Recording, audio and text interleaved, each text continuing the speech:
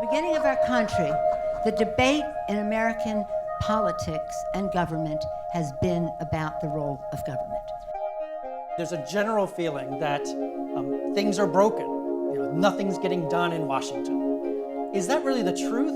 Or maybe that's just how the system is constructed in the first place. 227 years ago, none of the world was democratic.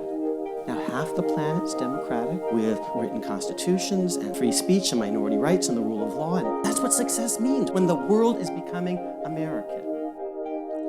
These thoughts and opinions represent threads that connect America's evolving national dialogue. A dialogue that is freely expressed in its home at the William G. McGowan Theater at the National Archives in Washington, D.C. Built in 2004 to honor the legacy of the late telecommunications pioneer William G. McGowan, the theater now celebrates 10 years of Mr. McGowan's commitment to the open exchange of ideas on our country and its democracy.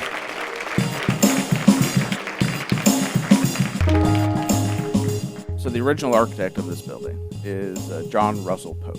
And so this space was modeled loosely after the auditorium that he did for the Daughters of the American Revolution's Constitution Hall.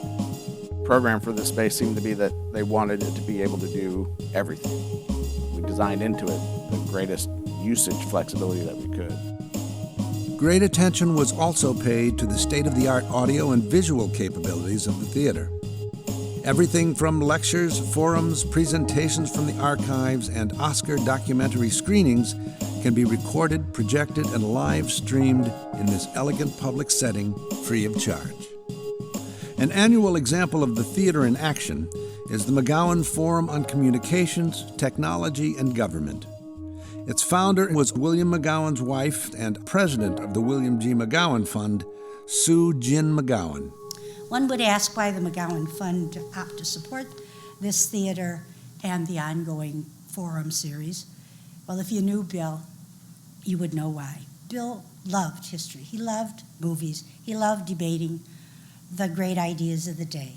And it is fitting that a theater created in his memory now provides lively conversation. It's likability.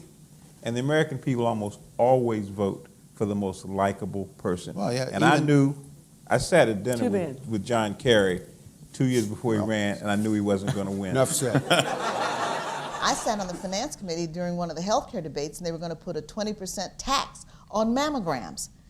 And it was like the light, I said, guys, you may not need to get them, but do you really want to tax women's health like this? Well, you could almost hear the pop, pop, pop, pop, pop, Yeah. pop, pop of the light bulbs going off like, oh yeah, I thought it like that.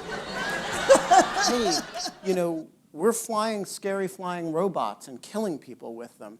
There's no scary flying robot clause of the Constitution, right? The only thing the Constitution has to say about surveillance is that it should be reasonable or that it should not be unreasonable and that you generally need a warrant except when you don't. This is the daughter of James Byrd, who was dragged to death in Texas because some guys didn't like the color of the skin he was in.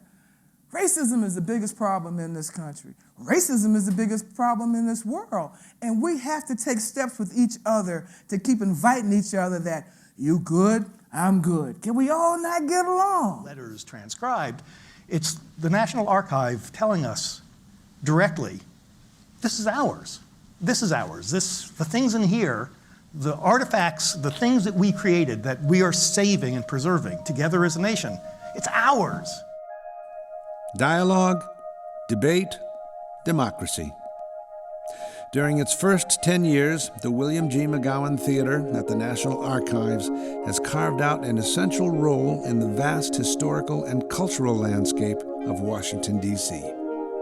With ongoing support from the William G. McGowan Fund and the Foundation for the National Archives, the theater will continue to foster an open dialogue about America and its democracy for many years to come.